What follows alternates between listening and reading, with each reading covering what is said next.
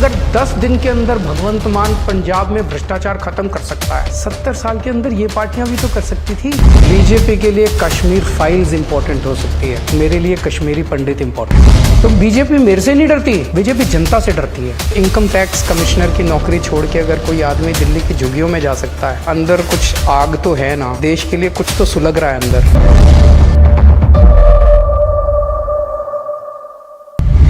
क्या कभी अंदाजा किया था कि इस कदर इतनी बड़ी जीत मिलेगी, इतने बड़े मार्जिन? हमें ये उम्मीद तो थी कि लोग हमारे बातों को पसंद कर रहे हैं, लेकिन हमें ये नहीं पता था कि जनता का इतना बड़ा आशीर्वाद मिलेगा। कांटों भरा ताज है पंजाब का। 10 दिन में भगवंत मान ने जो ऐलान किए हैं और जो निर्णय किए हैं, रिश्वतखोरी खत्म हो गई है पंजाब में। बहुत बड़ी बात। अगर 10 दिन के अंदर भगवंत मान पंजाब में भ्रष्टाचार खत्म कर सकता है, 70 साल के अंदर ये पार्टियां भी तो कर सकती थी, क्यों नहीं किया? नीयत की बात। एक बड़ी बात पिछले 10 दिन में ये हुई है, पंजाब जो कि उम्मीद खो चुका था, चारों तरफ माहौल में डिप्रेशन था, आज इतनी पॉजिटिव एनर्जी है पंजाब के अंदर, बहुत पॉजिटिव। कश्मीर फाइल्स के ऊपर जिस तरह से आपने कहा मुद्दे के बारे में, वो इनसेंसिटिव था। कश्मीरी हिंदुओं के साथ बहुत बड़ा अन्याय हुआ, वो बहुत बड़ी त्रासदी थी। केंद्र में पिछले 8 साल से बीजेपी की सरकार, एक सेंसिटिव सरकार की ये जिम्मेदारी होनी चाहिए थी कि जो लोग उस अन्याय से पीड़ित हैं, उन लोगों को न्याय दिलवाया जाता, वो नहीं किया गया।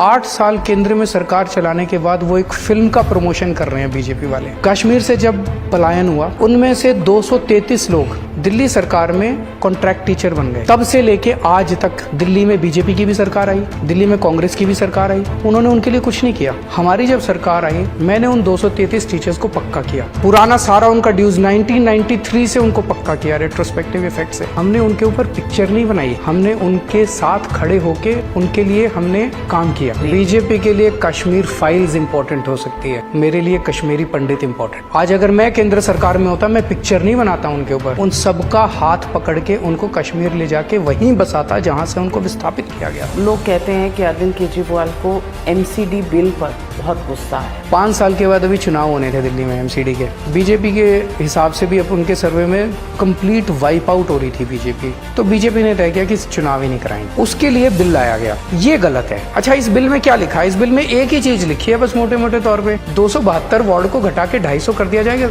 इसका एक ही वो है कि 272 को घटा के 250 करोगे तो डिलिमिटेशन करनी पड़ेगी, डिलिमिटेशन में 1 साल लगेगा, तो चुनाव 1 साल टल गए। इस पूरे बिल का एक ही मकसद है, चुनाव टालना। तो आपको लगता है कि आप एक चुनाव जीत गए पंजाब का, तो उससे बीजेपी इतनी घबरा गई? मेरे से क्यों घबराएगी? पर दिल्ली के अंदर 15 साल में उन्होंने जितना भ्रष्टाचार किया बीजेपी ने, जितना बेड़ा गर्क कर दिया एमसीडी, पहाड़ बन गए कूड़े के। दिल्ली के अंदर 3 बड़े बड़े पहाड़ हैं, सड़कों पे जाओ गंदगी गंदगी है चारों तरफ। जनता उसके खिलाफ अपना गुस्सा जाहिर करना चाहती थी इन चुनाव में। तो बीजेपी मेरे से नहीं डरती, बीजेपी जनता से डरती है।